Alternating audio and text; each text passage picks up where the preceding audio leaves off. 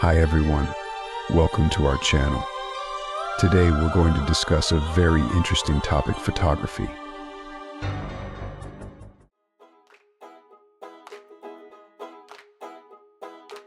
Travel photography is the art of capturing the essence of a place and sharing the experience with others.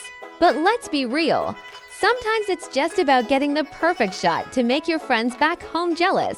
Fortunately, we have some handy philosophical theories to help us dig deeper into these images and find the hidden meanings, or at least have a good laugh in the process. Phenomenology is all about looking at things from a first-person perspective. Imagine being the photographer standing in front of the Taj Mahal, squinting through the viewfinder while simultaneously live-streaming the experience on multiple social media platforms. What were they feeling in that moment? Probably a mixture of awe, excitement, and the urgent need to get the lighting just right for Instagram. This theory encourages us to consider the subjective experience of the photographer. Were they overcome with a sense of wonder at the architectural magnificence before them? Or were they mostly concerned with capturing the perfect angle to make it look like they had the entire monument to themselves?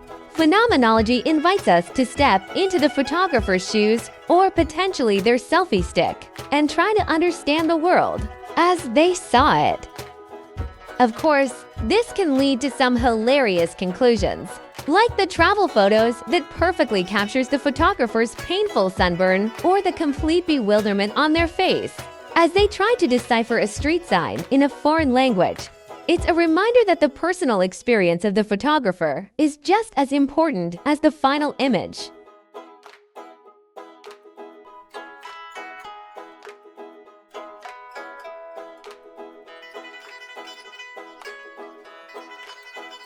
Hermeneutics is the art of interpretation, and boy, do we love to interpret travel photos. Every image is a visual text waiting to be dissected and analyzed within an inch of its life. What story is the photographer trying to tell? Is that blurry shot of a random street sign actually profound commentary on the human condition? The possibilities are endless. Consider a simple photo of a cup of coffee in a quaint European cafe. A hermeneutical approach might uncover layers of meaning. Is the photographer exploring the ritual of coffee drinking as a cultural experience? Or is it a metaphor for their own existential search for meaning, one sip of overpriced espresso at a time? The truth is, we may never know for sure, but that won't stop us from speculating. One of the dangers of hermeneutics is the tendency to overthink things. That snapshot of your friend making a silly face in front of the Eiffel Tower? It could be a profound meditation on the human condition, or it could just be, a silly face. The key is to find the right balance between deep analysis and just enjoying the moment captured in the image.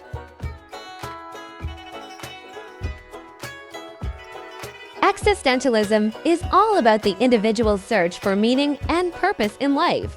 And what better place to explore these weighty questions than while sipping a fancy cocktail on a beach in Bali? Travel photos often capture those existential moments. The lone figure standing at the edge of a cliff, the introspective gaze out over a vast, empty landscape. But sometimes, the existential angst is a little more relatable, like the photo of someone staring blankly at their phone, surrounded by the vibrant colors and sounds of a bustling local market. Are they having an existential crisis about the nature of reality, or are they just trying to figure out where to find decent Wi-Fi in this place? Existentialist philosophy encourages us to embrace the uncertainty and absurdity of the human experience. And what could be more absurd than trying to find yourself while on vacation? The travel photo becomes a window into the individual's struggle to make sense of it all, whether they're contemplating the meaning of life or just trying not to get lost in translation.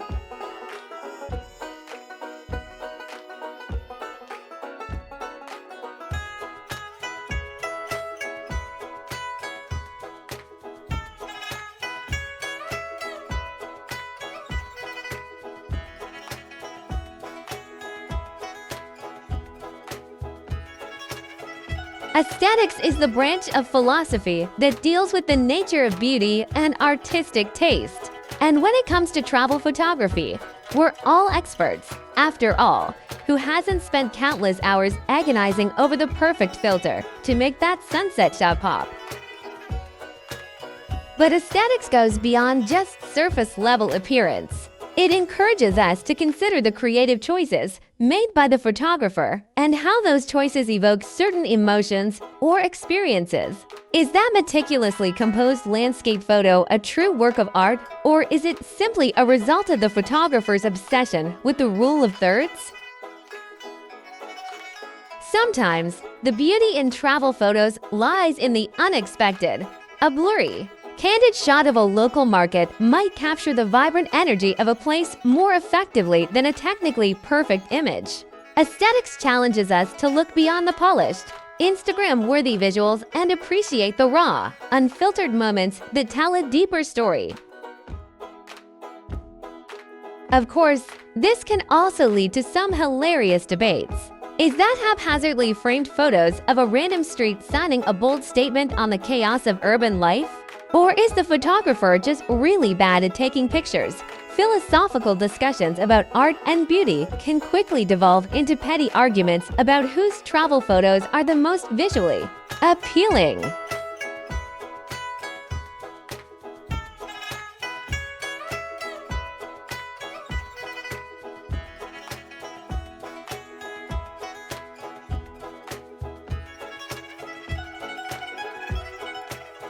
Structuralism and post-structuralism are all about analyzing the underlying structures and systems that shape our understanding of the world.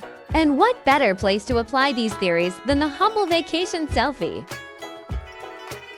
Think about it. Every selfie is a carefully constructed representation of the photographer's identity and experience. The angle, the pose, the backdrop.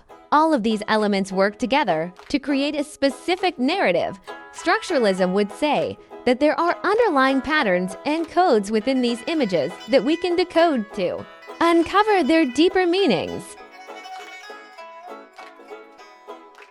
But post-structuralism takes it a step further, challenging the idea that there is a single, definitive meaning to be found. Instead, it encourages us to embrace the multiplicity of interpretations and the fluidity of identity. That seemingly simple selfie in front of the Eiffel Tower might actually be a commentary on the performative nature of travel, or a subtle critique of Western tourism and its impact on local communities.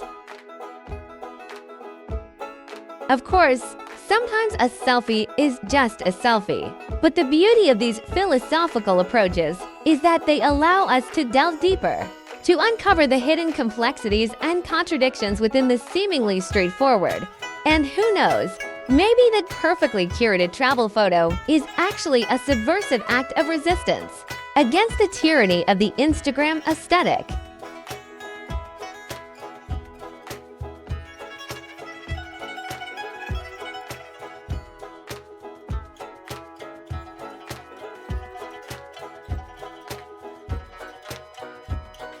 Critical theory is all about questioning the power structures and ideologies that shape our world.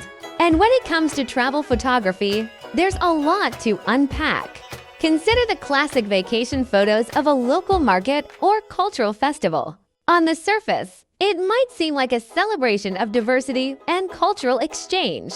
But a critical theorist would ask, who is behind the camera? Whose perspective are we seeing? And whose stories are being told or left untold? These images don't exist in a vacuum. They're shaped by broader societal and historical contexts. Critical theory encourages us to examine how travel photos might reinforce or challenge existing power dynamics, whether it's the legacy of colonialism, the privileged gaze of Western tourists, or the commodification of local cultures.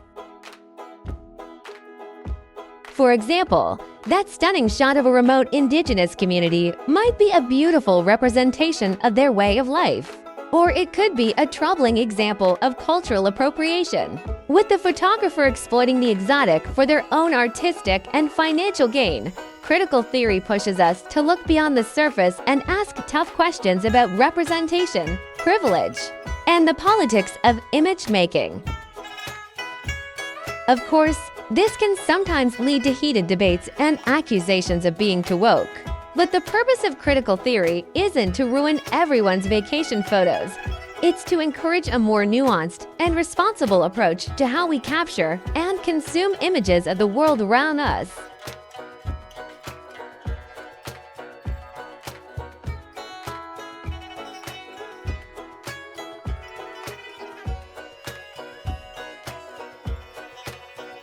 Post-colonial theory is closely related to critical theory, but with a specific focus on the legacy of colonialism and its impact on cultures, societies, and representations.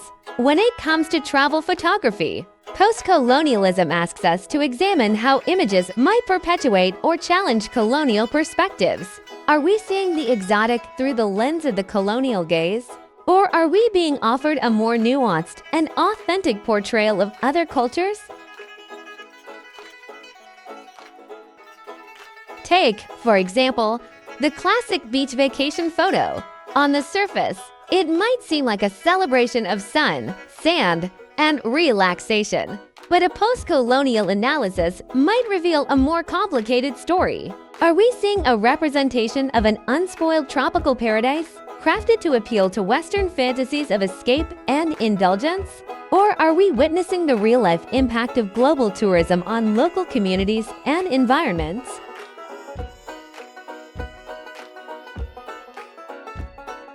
Post-colonial theory encourages us to be vigilant about the ways in which traveling photos can reproduce harmful stereotypes and power imbalances.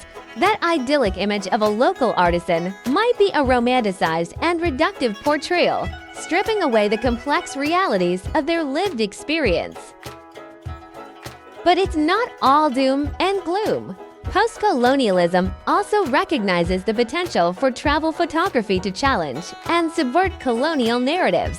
Images that center the perspectives and agencies of local communities or that expose the harsh realities of tourism's impact can be powerful acts of resistance and decolonization. So, the next time you're scrolling through your friend's vacation photos, try to look beyond the surface. Ask yourself, whose story is being told? Whose gaze are we seeing through? It might just change the way you view the world and your news feed.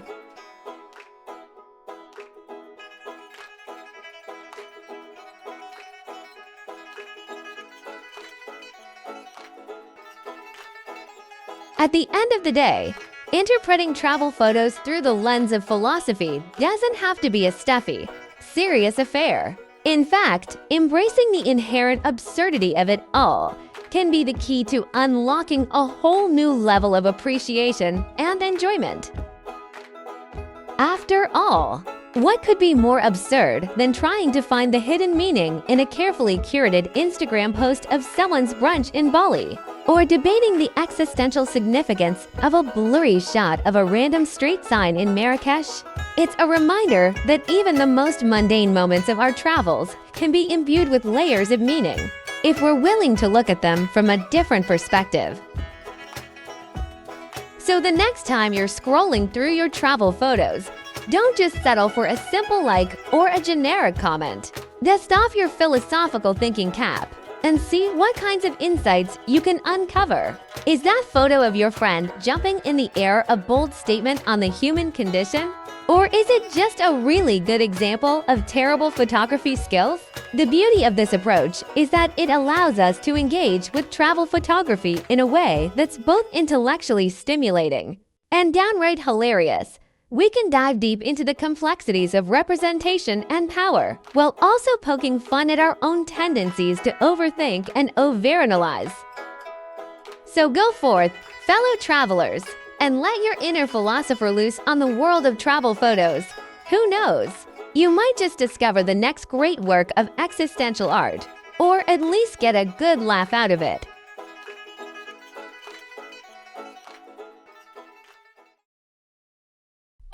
Thanks for watching. Don't forget to like, subscribe, and share. See you next time.